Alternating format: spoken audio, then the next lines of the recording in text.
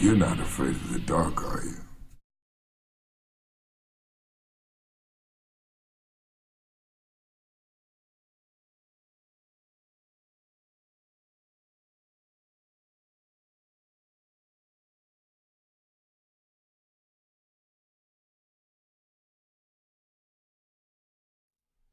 Okay, peace, everyone.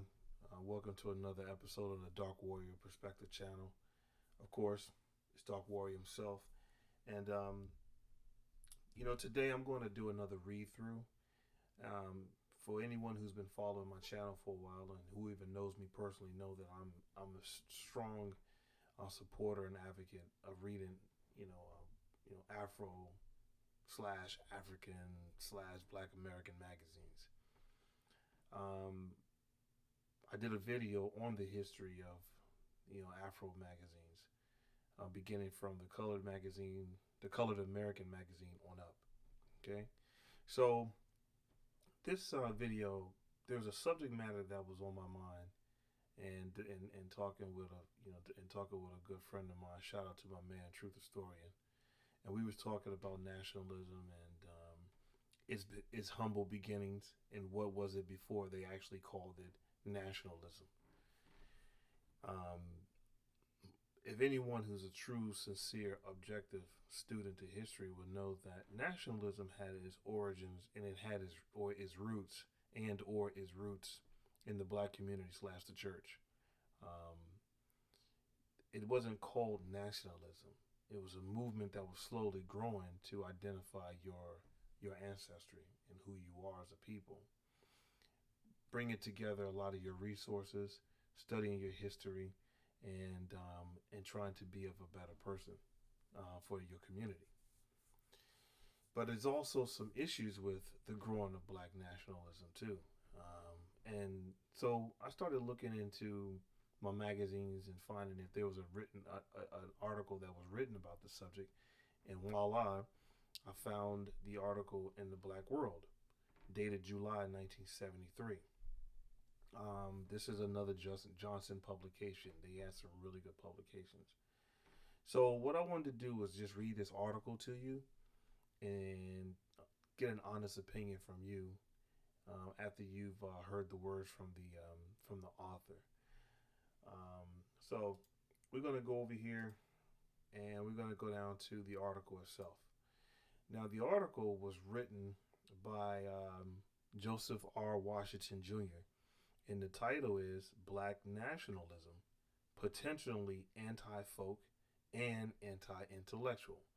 I thought those were strong words, but as I started to really contemplate on how to deliver, this message and to share this information, I also was was seeing how some of his language was resonating on the conversation that I had with my brother a few days ago. So I want to share this with you guys and see what you think about it. All right. All right. So he begins by saying that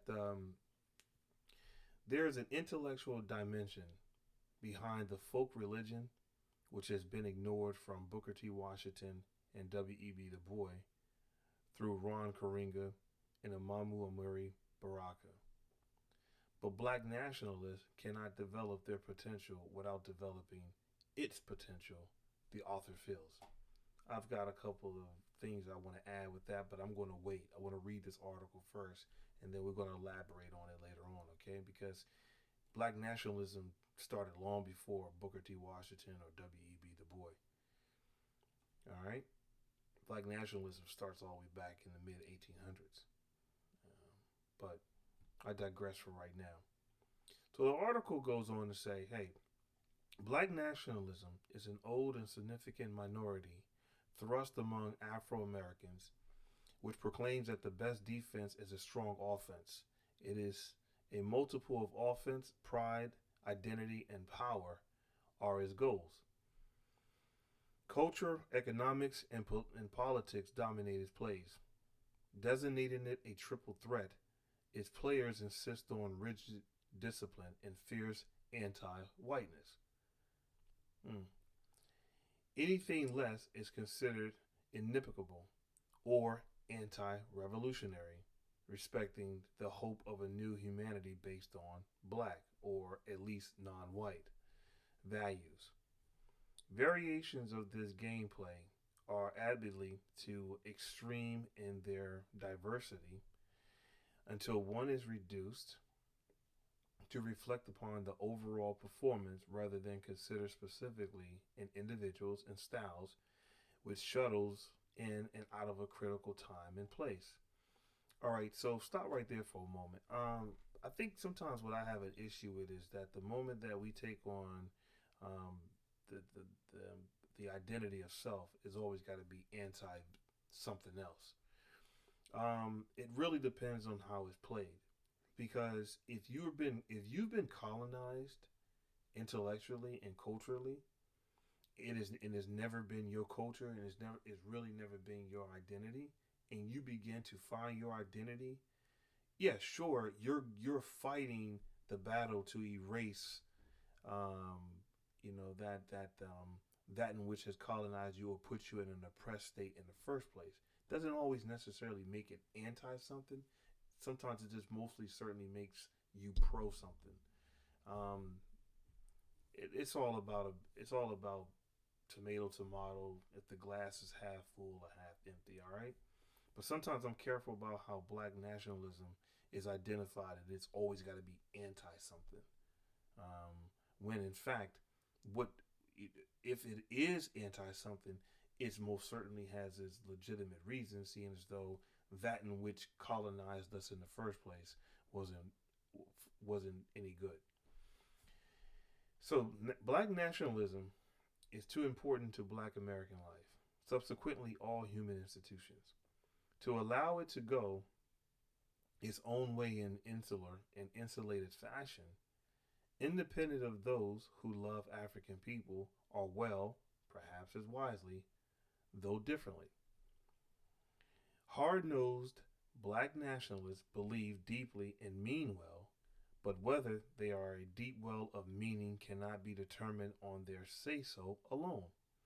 After all, they are notoriously selective in their historical uses. I can concur with that. A lot of times people are not objective when it comes to teaching history and becoming a student of which, where they are not anti historical. Okay? To the extent that they are right, black nationalists should be supported by all black people, and thus they should win. Such a determination depends upon the quality of their communication rather than the volatility of their pontification. Okay, those are just fancy words of saying that someone has like they've invested in like their pompous ways. You know what I mean?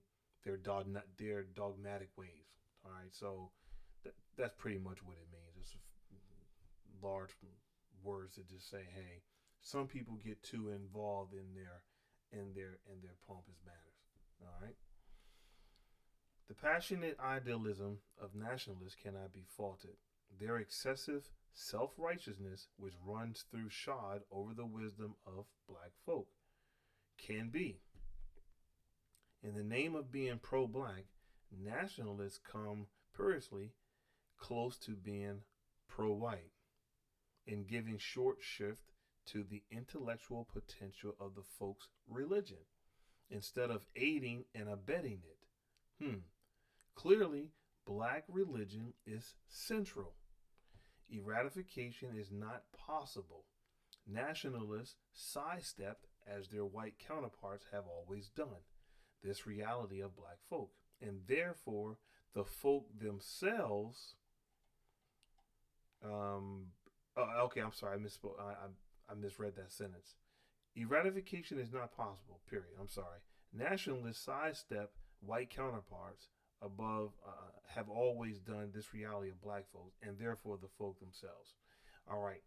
Y- yes, that there's some validity in that, because I've had a discussion about about almost a year ago, when I was talking to I was on a brother's show, My Skin is My Sin, by my man Joseph.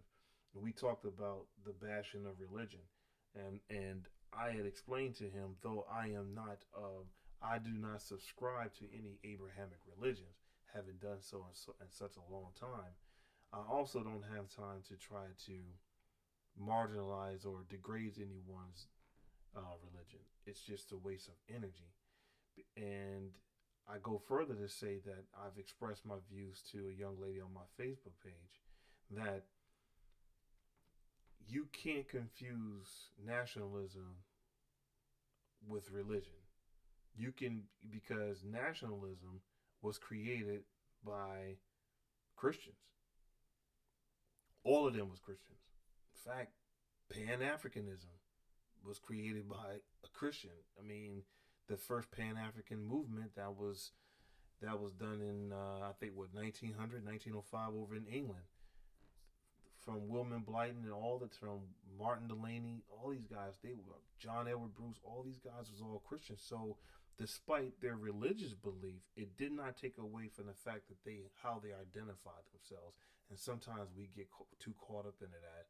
And what he was saying here, yes, I agree. Sometimes we become so excessively self-righteous that we're always constantly beating on somebody else because of religious belief. I just don't have time for it anymore. I mean, that's just how I see it. So he goes on to say, it is this anti-black and anti-intellectual chauvinism which is the Achilles heel of black nationalism. That's why we're so divisive. You can't talk about here's my red, black, and green flag, but then again, I hate such and such because they are whatever, Christian or whatever, when in fact, this man right here was like a Roman Catholic. That's just that's it's a very careless mistake. And I'm being really kind with my words.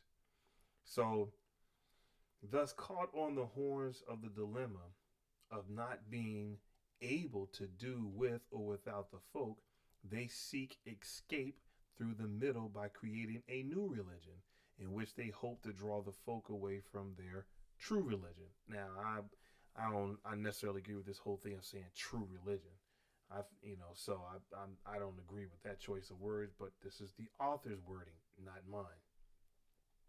It is too much of a trick, even for black nationalists, to be for black folk by being against them. I'm going to repeat that. It is too much of a trick, even for black nationalists, to be for black folk by being against them. You cannot serve two masters, black nationalism and black folk. Black folk can be served through black nationalism, but black nationalism does not inevitably serve black folk. That's interesting. There are at least two ways in which black nationalists profess pro-blackness, but act out pro-whiteness. Watch what they do, not what they say. Ideological conformity and militant anti-black religion. They are right in what they affirm, wrong in what they deny. From the right analysis, they draw the wrong conclusion. The important struggle to bring to life is maturity. A black additional uniqueness beyond merely a black perspective is complicated by massive intrusion of ideological uniformity. While the aim of various black nationalists develops cultural, economic, political is to distinguish the movement from white ideas. That is true. You're trying to break the shackles, the colonization, the shackles of colonization of Eurocentric ideology. They suffer from paralleling themselves in form and extent, if not in extent and intent, instead of basic research, which must run the time-consuming course of trial and error. Hypothesis and criticism. There is a tendency towards cut-rate methods which leads to considerable sparks, but unfortunately, as a result of short circuits, there is a certain lack of confidence in truth, leading to many black nationalists to demand their truth to be won. This syndrome, whether you are for us or against us, and we hear this quite a bit, okay, is precisely the failure of the Richard Nixon White House gang, symbolized by Watergate. Maybe there is a lesson to be learned here. After all, to some extent, all Afro Americans are black nationalists. And to force a distinction between a black nationalist and a black American breaks the bonds of incredulity. The Berlin Wall around Nixon resulted from the desire for power and control by intense zealots because their fear is that their ideas cannot withstand serious criticism or the light of day. So they took the shortcut which human affairs cannot tolerate for long, substituting brand loyalty for high quality. Corrupt ideology must bring forth corroded ideas as ideas. Passionate commitment is necessary. It is not significant. Okay? Black nationalists may not be exposed with such a bang, but their end will be the same whimper if they continue to exclude open dialogue and debate in the name of intensive restrictive care. We lack that quite often. The moment that we disagree with one another, you are automatically now a coon. You are a sellout or all these other stupid names. And that's what goes back when he says you're almost becoming pro-white because you're so quickly to label someone black who doesn't always necessarily agree with you in your ideas. And sometimes too, you may be saying the same thing, but you're too busy to always try to speak your point. So that's how you can sometimes become pro-white, is what he's saying earlier in the article. I agree with that. He's right here when he says restrictive care, which amounts to degrading through suffocating black people. This kind of intimidation, placing a palace guard around black development. We do that a lot. Manifest fear as against the key to authentic blackness. Hope as grace under pressure. As intellectuals, black nationalists behave just like their white counterparts. Let's see what he has to say in slowing off black religion. Okay? Here they are caught in a historic and excruciating bind.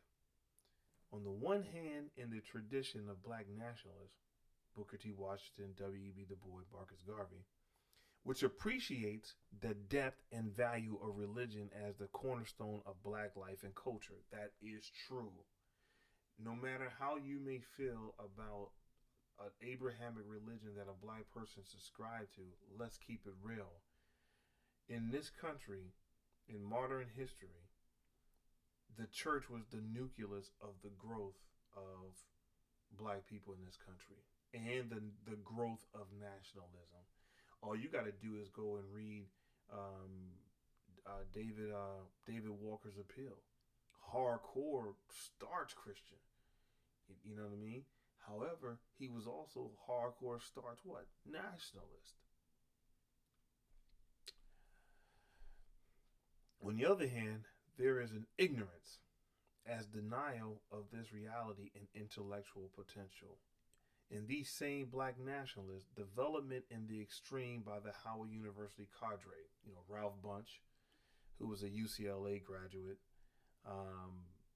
who became the ambassador of Israel. He, in fact, actually, he helped the quote unquote white Jews that we know today find land over there in the land of Palestine, which they now call Israel.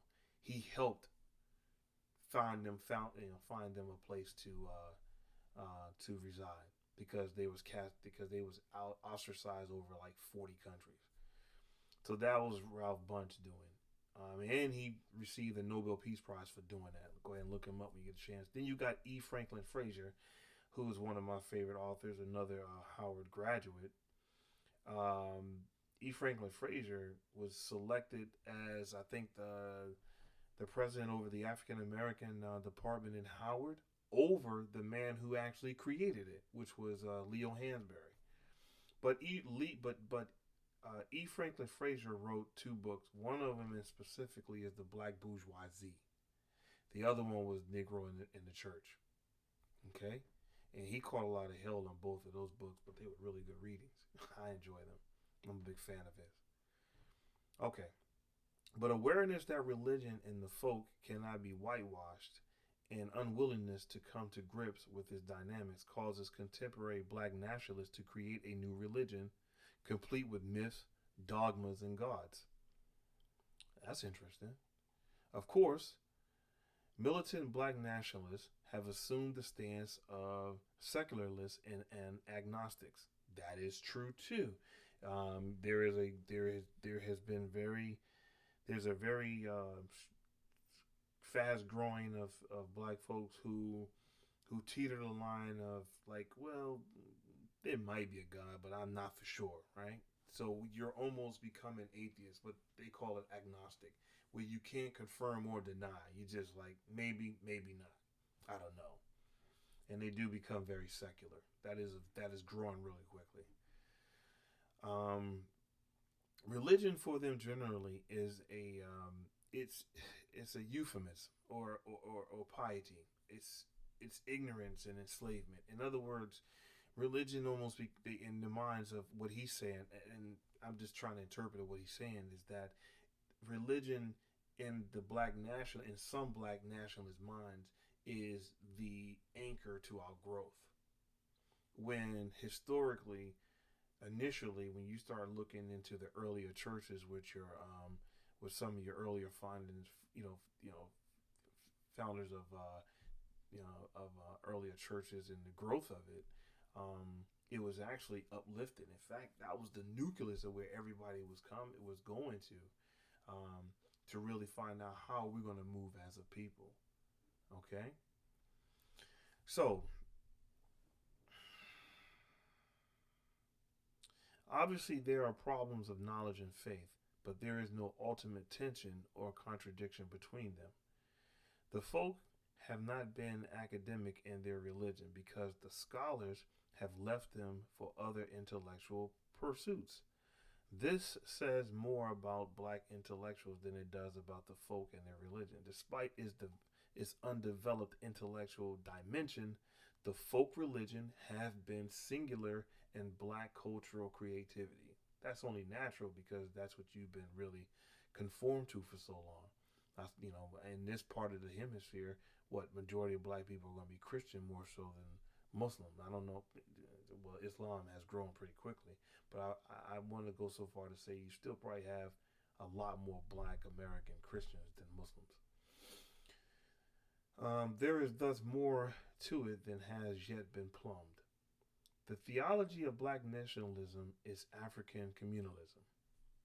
The ideology is black separatism.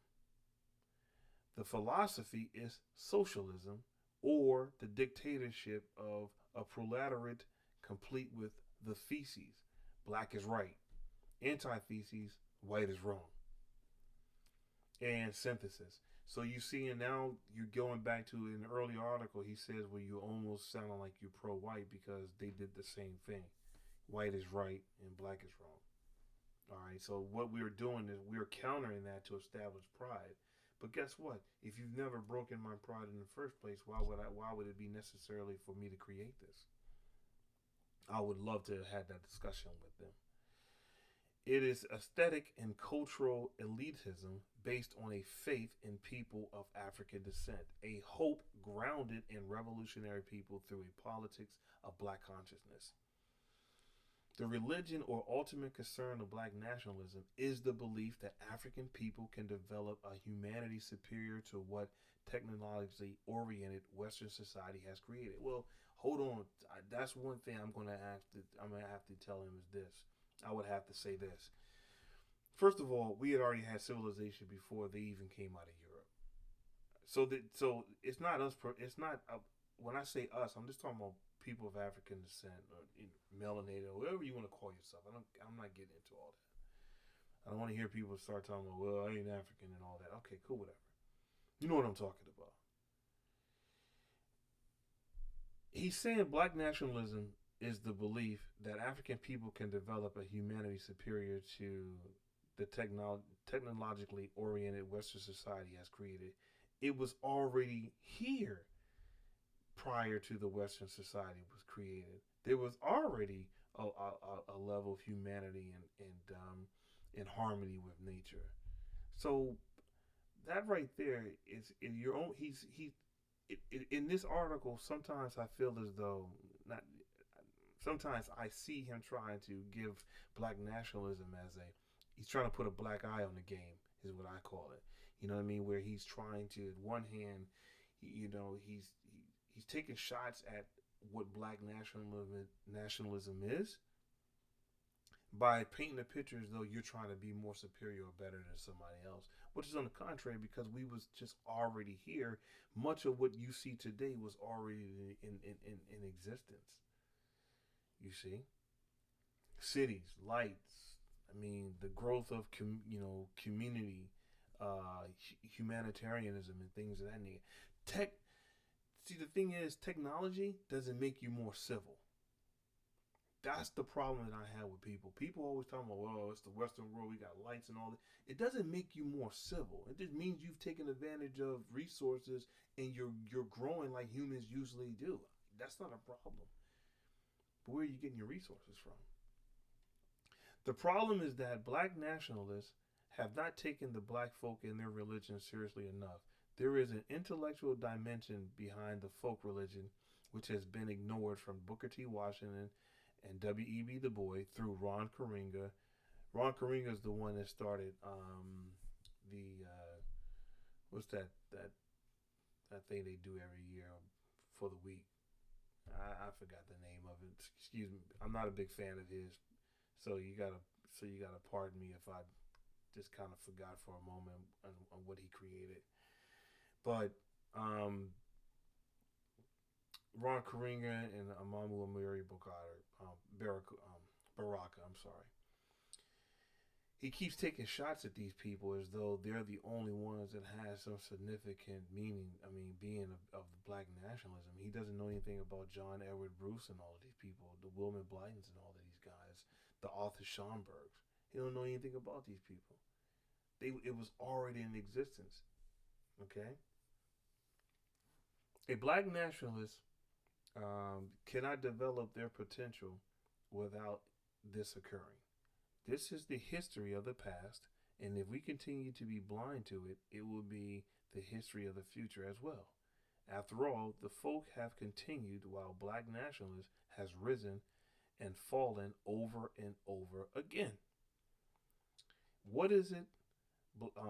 What is it? Black folk religion has which has been ignored by black nationalists, and they're whoring over.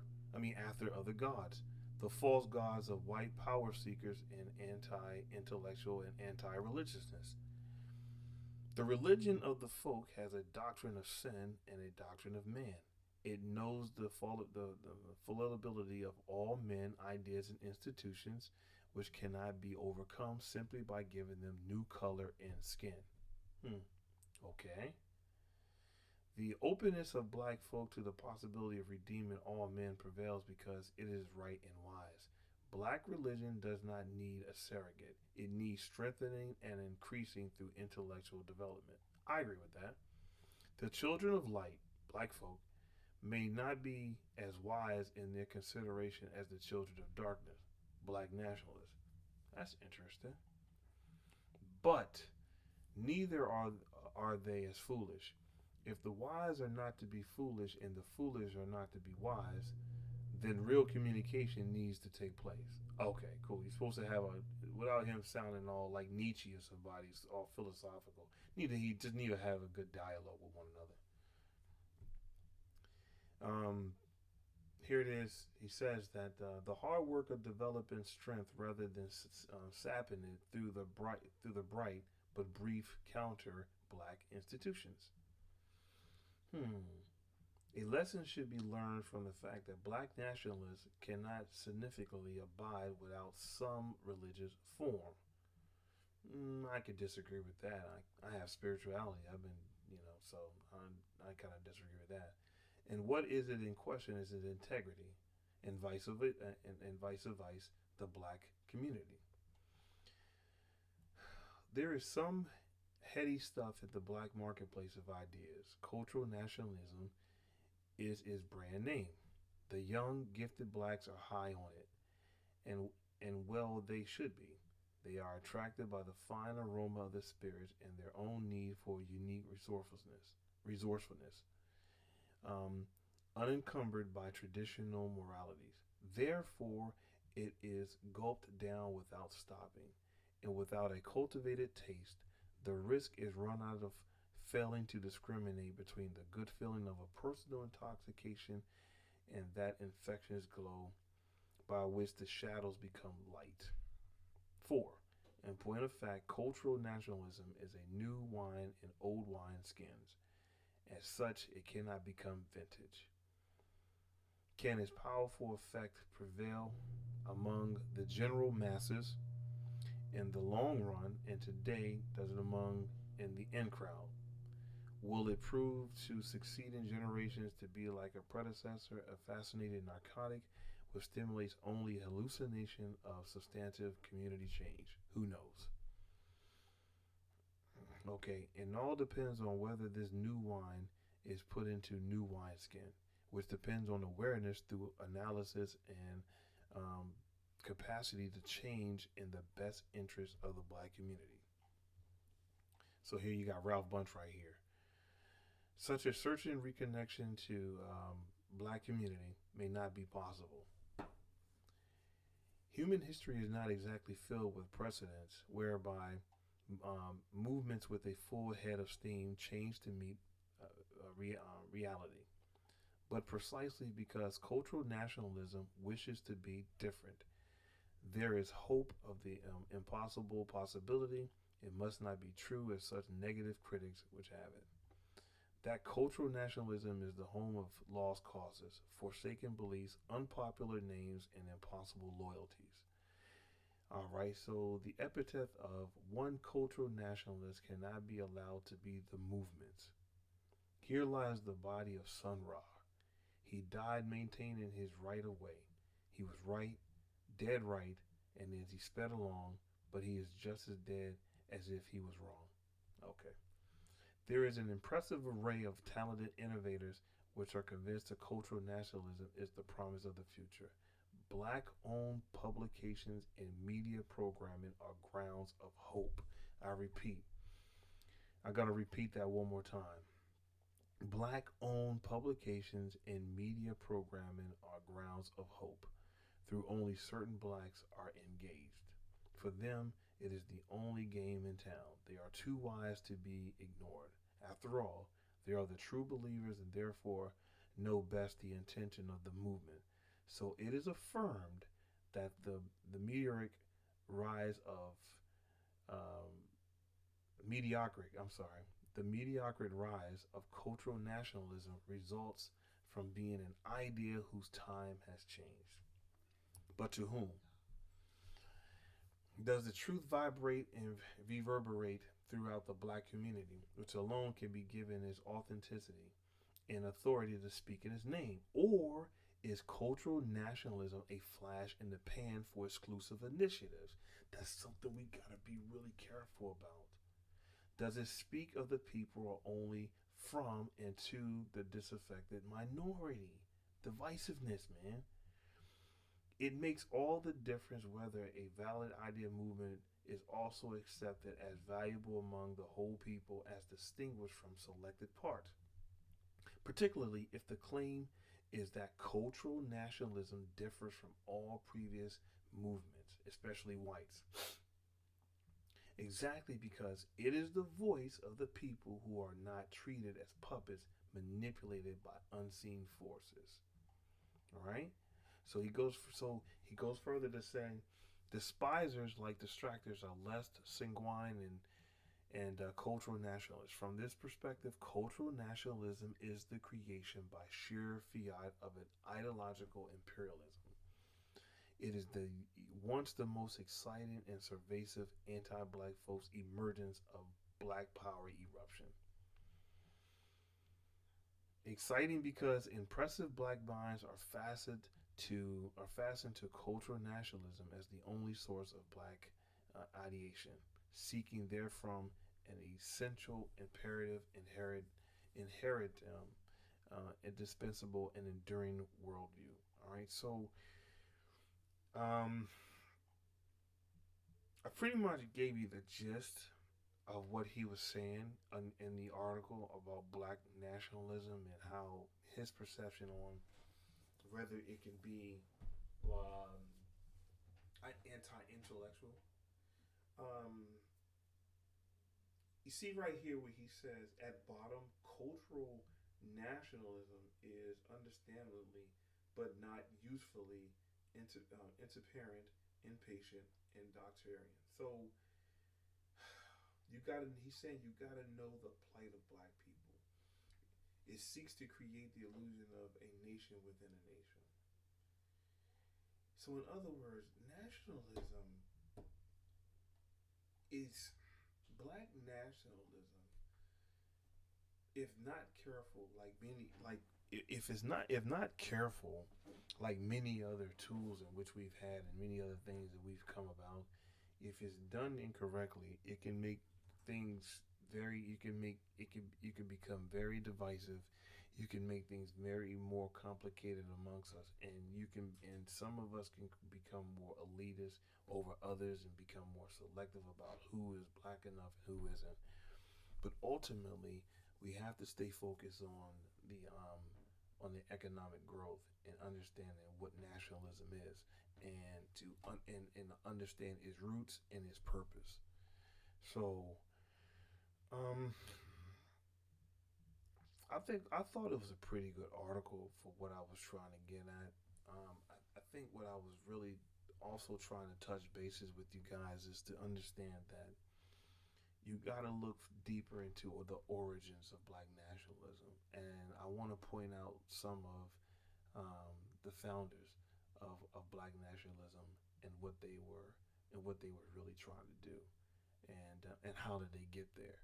So we're gonna go to the other part. I didn't want to continue to read through this article because we pretty much got the sum of what he was saying. Um, but I wanted you to just now meet some of the black nationalists that's not necessarily always heard and known about, and we'll just go from there.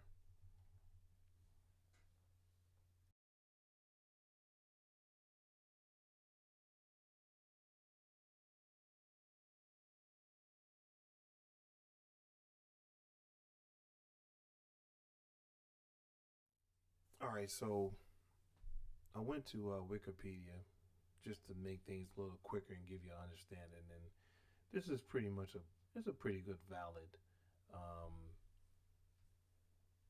valid definition of it. And they've mentioned some other people in here that I can agree with too that we're going to definitely get to. But here you have it says black nationalism is a type of political thought that seeks to promote, develop, and maintain a black race identity for people of black ancestry. I will not use the word black ancestry because black ancestry, what nation is black? You know what I mean? Like, I don't agree with that terminology. You know, and I don't care what your ideology may be. I find it ironic that no matter what people call themselves, the root of the people always trace back to Africa. So I'll just stick with just calling it African ancestry. And if anyone disagree with me, then I'm always available for that discussion. So black nationalist activism revolves around social, political, and economic empowerment of black communities and people, especially to resist assimilation into white culture through integration or otherwise, and maintain a distinct black identity. Well, many other people do the same darn thing. They just don't call it white nationalism. They just do it. So it's written in their culture, which goes back to the article. They don't have to call it white nationalism or Latino nationalism or anything like that. It's already or Asian nationalism. It's in a culture already. It's in their identity. It's in their group economics. It's in their community growth. So they don't have to call it that. We're the only ones that keep calling it that. Right? So it says black nationalism arose within the African American community in the United States in the early 20th century. And then he goes right to the Garveyism, promoted by the U.S. based Marcus Garvey. Guess what? Marcus Garvey didn't start nationalism. He didn't start it. All right. He's highly um, publicized, and rightfully so, because he did an outstanding job. But he did not do it. He didn't create it himself. All right. It was long. It was here long before he got to the United States. Hell, he was already getting in contact with people who was already who was not only starting the Pan African movement, but also the national movement. We're going to get to them in one bit. So here it is. Then, of course, they say you got particular groups like the Nation of Islam, founded by Elijah Muhammad. And then during the 1960s, Black nationalism influenced the Black Panther Party and the broader Black Power movement, all in the 60s, okay?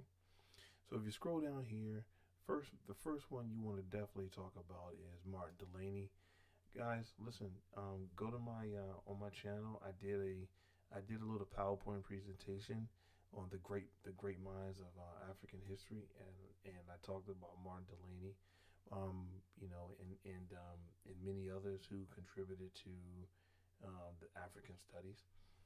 So Martin Delany was he was an abolitionist, a journalist, physician, soldier, writer, and he's arguably the first proponent of black nationalism, which I agree.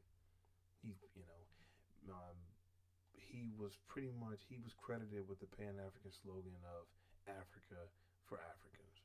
So I will give credit where credit is due, that he's pretty much the founder of it. And this man was no joke. I'm not going to get much into what he is or what did he do.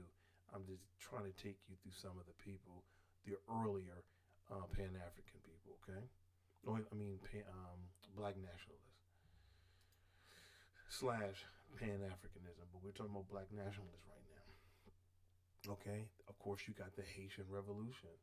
That is a form of nationalism. That was them, trying to get out of slavery, get out of their colonization, reattach themselves to their African culture, be independent, economic growth. That's nationalism, and they identified it as such. So you got Garvey, of course. All right. Here you go, Jamaican political activist, publisher, journalist, entrepreneur, orator, and of course the founder and first president general of the UNIA, the Universal Negro Improvement Association and African Communities League. Okay, plenty of stuff to read him about that. All right, then you have, this is my man right here. No one talks about him enough. Here you have you got Benjamin Pap Singleton. All right, who is Benjamin Pap Singleton? He was an American. They say an American activist and businessman, best known for his role in establishing African American settlements in Kansas. He was a former slave from Tennessee who escaped to freedom in Ontario, Canada, in 1946. He soon returned to the United States, setting for a period in Detroit, Michigan, and he became an abolitionist. However,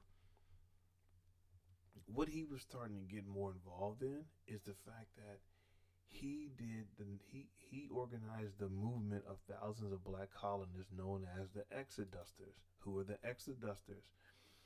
That was a name given to African Americans who migrated from states along the Mississippi River to Kansas in the late 19th century as part of the Exoduster movement in 1879. Right? And once he found the settlements in the free state of Kansas, and you guys got to read about bloody Kansas to know about all of that, he was a prominent voice for early black what? Nationalism. He became involved in promoting and coordinating black-owned owned businesses in Canada. And he developed an interest in the Back to Africa movement. Definitely got to learn about Pap Singleton right here. This man was no joke. Okay. Then, of course, you have men like Henry McNeil Turner. He was also one involved in the and he initially he was a bishop of the African Methodist Episcopal Church, the AME. And of course, if anyone knows the history by now, you will realize that the AME was all started by Absalom Jones up there up in Philly. Okay. Anyway, he was a minister and bishop, and he was the first black chaplain in the United States Colored Troops. All right, he was appointed to the Freedmen's Bureau in Georgia, but he was trying to do his best and be the man of his religious choosing of the AME Church. But he was so angered by the Democrats regaining power and in instituting the Jim Crow laws in the late 19th century, he then began supporting Black nationalism and the immigration of blacks to Africa. He was the chief figure to do so in the late 19th century. This immigration movement increased after World War I. Henry McNeil Turner. You got to read about him. Then, of course, you got Martin Delany, we just talked about. Henry Highland Garnett. Man was no joke. This man was no joke. All right? And the reason why I'm saying that is another abolitionist minister. You're going to see that word over and over again. All these people were ministers. All of them were involved in the church. Well, he and his family escaped slavery in Maryland. In southern Maryland, where he was a slave at, is 15, 20 minutes down the street from me. I'm going to go and visit that site sometime next week, I think. He grew up in New York, like many Southerners did. They went to New York. He was educated at the African Free School. If you don't know about the African Free School, that is the institution founded by the members of the New York Manumission Society in 1787. This is where they provided education to the children of slaves and free people of color. When you hear that phrase, free people of color, they're talking about like your mulattoes and people who are mixed like that, okay? So you check out those words when you refer them. You talking about slaves, they're talking about like really dark-skinned people and all of that. But then when they say people of color, then they're going to start getting into your light-skinned people, your mulattoes, people who are mixed and stuff. So he was educated at the African Free School, but guess what? He was a prominent member of the movement that led beyond the moral suasion. Right. So what was he doing? He supported immigration of American free blacks to Mexico, Liberia, and the West Indies. But the American Civil War ended that effort. Now, here's a little thing that I want to tell you about Mexico. Mexico was already freeing slaves. In fact, their second president, Vicente Guerrera, was a machismo. He was half black, half Spanish, and he had abolished slavery in Mexico over 50 years or so before they did in the Americas. Him being a black Afro-Mexican, freeing slaves, he was eventually assassinated and taken over. And then later on, Mexico started importing Europeans into Mexico to lighten them up. But when you start going down to the Veracruz area, the Gulf of Mexico, those are all Afro-Mexicans. But that's a whole nother story. But here you got this man, Henry H. Garnett. Greatness. You got to read about this man and see all of the accomplishments that he did. Okay? All right, so now you go here to Edward Blyden. So you got Edward Wilmot Blyden. He was also an educator, writer, diplomat, and he was a politician primarily in Liberia because you had the movement of African newly free slaves going back to Liberia. So he was responsible for that, and he was a Pan-Africanist, and He was also talking about what nationalism. Okay, um, and he believed that Zionism was a model for what he called Ethiopianism. All right, so Edward Blyton was really one to give a lot of credit for and what he was trying to do for newly freed people over in Liberia. But he was also dealing with nationalism and Pan Africanism. Okay, I talked about him in my slide, that video that I told you about, the great minds of African history. Okay, then you got Paul Kofi. He was also dealing with nationalism, but in a different way. Paul Kofi was a very wealthy man. He was mixed of African descent and Native American. His mother was Native American, and his father was from Africa, and he grew up as a Quaker. He also was taking newly freed slaves over to Africa because he was very wealthy, working in the docks. Okay, then you got my man right here. I'm about to pull up. This is my man right here. So you got John Edward Bruce. Okay, John Edward Bruce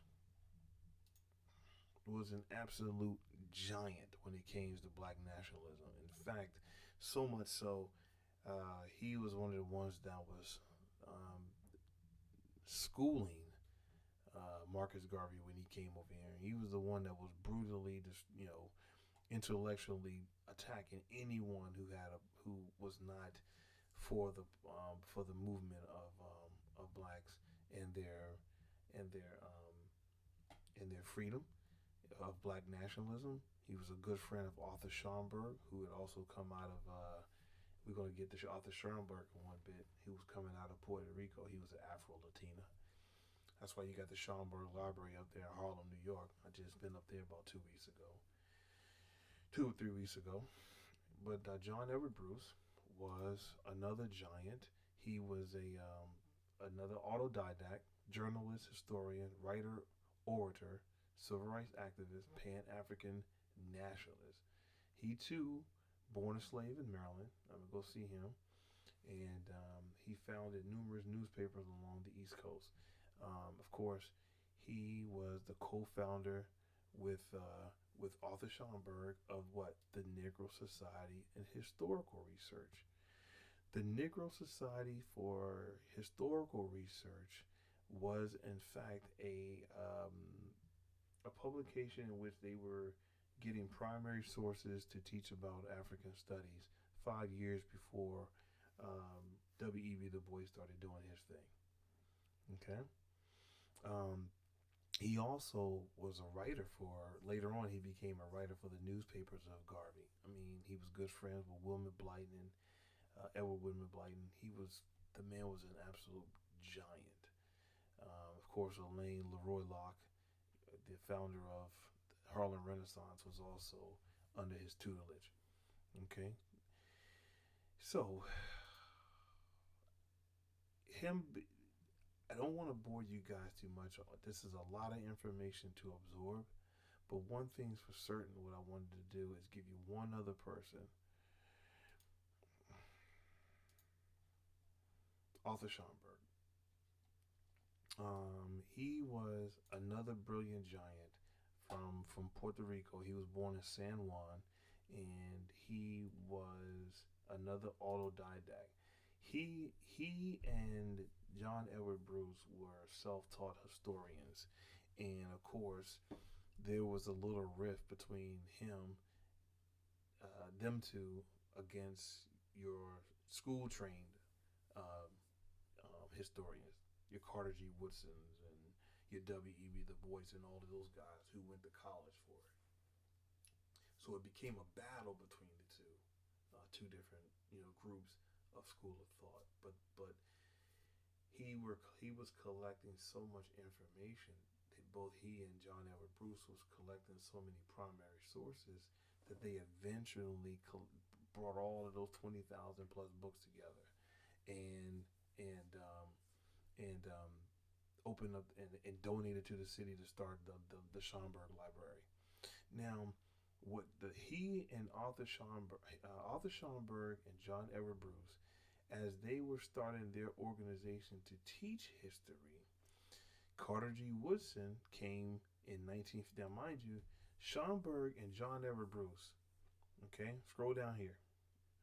Scroll down here. You see right here? In 1911, Schomburg co-founded with John Edward Bruce the Negro Society for Historical Research to create an institute to supply scholarly efforts. Okay? In 1914, Schomburg joined the exclusive American Negro Academy. Okay? But then in 1915, if you scroll down here, Carter G. Woodson started the Association for the Study of Negro Life and History. Why is that so important? It's simply because John Edward Bruce and Arthur Schomburg was becoming very frustrated that much of their primary sources was being taken by Carter G. Woodson as he started an organization 4 years later. And that caused a little rift too. They squared it away later on, but that caused a little rift. So you can see there was some intellectual battles right there too. It wasn't utopia. It wasn't everybody just getting along in kumbaya, man. They had the same issues we're having now, we haven't then. But they still found a way to come and establish Black nationalism. Okay? So, with no further ado, that ends my discussion tonight about Black nationalism. I hope that this kind of raises some questions for you guys. I really look forward to hearing from you. I hope you really enjoyed learning this. I'm gonna really enjoy hearing you reading your comments, and please subscribe to the channel, share the channel, download the app, the Dark Warrior Perspective app, and continue to do more research on the video. On the information regarding Black nationalism. And with that, I say peace.